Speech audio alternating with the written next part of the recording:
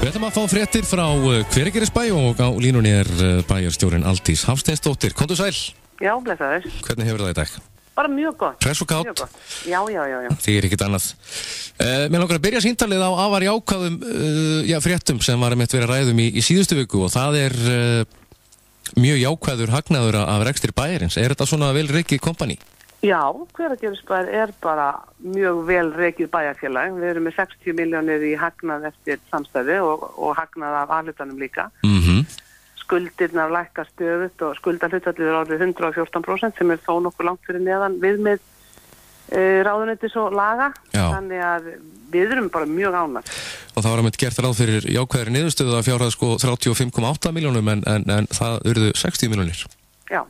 Þannig að þetta nokkuð gott. Já, þetta bara mjög gott og það sem auðvitað jákvætt það að með þessum rekstri og með sama áframhaldi að þá auðvitað svigrúm til framkvæmda, það svigrúm til að gera ný og skemmtileg verkefni og bæta enn frekar umhverfi fyrir íbúa Hveragerðisbæjar og við ætlum okkur svo sannarlega að gera það. Algjörlega, og það eru einhverja framkvæmdir í deiglunni framundan? Já.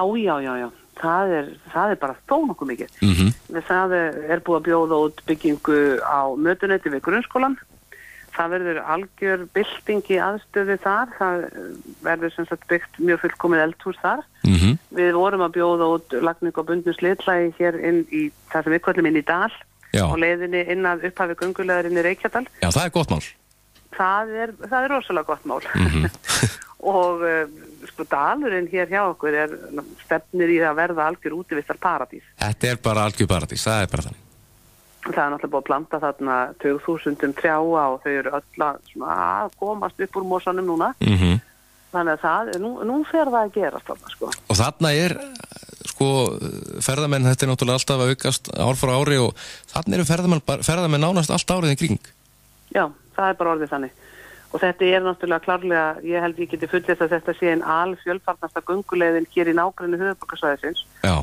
Og það ofboðsleg trafík og nú orðið sér maður bara rútur í fjöldan allan á rútum sem að stoppa þarna á bílastæðinu og hleypa fólki út og bíða svo meðan að fólk lappar inn að heitaleg. Jú.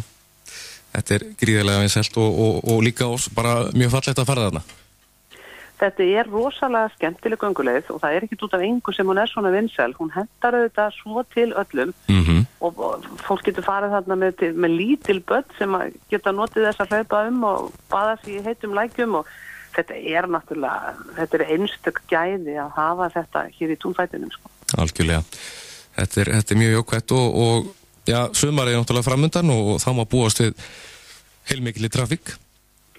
Já, við búum okkur undir bara mikla trafík hér í Hveragerði, bara eins og verið hefur. Það alltaf að bætast í flóruna, það að bætast við þó nokkuð stórt gistiheimili. Skipulagsnefnd var að taka fyrir umsóknum það og hér var að opna það sem við köllum, það sem kallað litla bakarísbúðin. Það sem bara opnað inn í bakaríið og fólk getur tölt þangað upp yfir og keypt sér rúnstykki beint úr opnunum, eins og maður segir. Beint frá bíli? Já, þannig að það á eftir að verða mjög skemmtilegt og svo þetta erum við að sjá bara ásókn í eins og sundlaugina og verslunarmiðstöðina, það náttúrulega mjög fjölbreytt þjónusta. Þannig að þetta verður líflegt sumar, ég veist ekki það. Algjörlega, og talandi sundlaugina, þá veit ég að á morgun að þá verður vippit þrautin á sínum stað. Já, þrautabrautin verður sett upp helgina og hún hefur algjörlega slegið í gegn. Krökkum og fullorðnum finnst þetta rosalega skemmtilegt. Þetta þó nokkuð löng þrautabraut sem blásin upp og sett út í sundlaug og þetta var nokkuð erfitt og þetta eru rennibrautir og klifur, grindur og alls konar skemmtilegheit sem að fólk getur spreytt sig á í sundi án þess að slasa sig þegar það dettur. Já. Þannig að þetta hefur verið mjög vinsælt.